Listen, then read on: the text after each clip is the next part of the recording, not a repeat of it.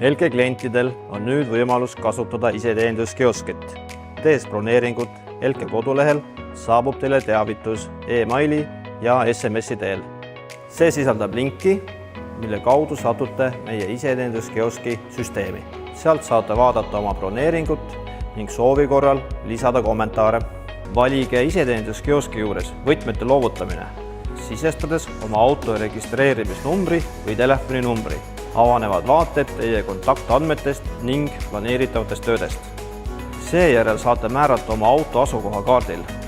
Peale allkirjaga kinnitamist avaneb võtmekapi uks ja saate võtmekappi asetada ning oma igapäevatoimingute juurde naasta.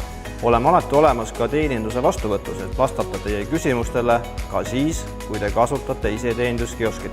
Juhul, kui teil puudub broneering, näiteks on juhtunud avarii ja tegemist on kindlustusjuhtumiga, soovite autopesu või muud teenust, siis saate võtmed jätta ka ilma järjekorras seismata.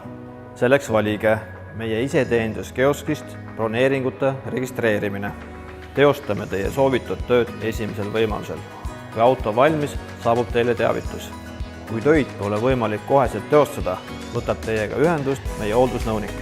Tehtud tööde eest saate tasuda makselingi kaudu, mis saabub teie mobiiltelefonile.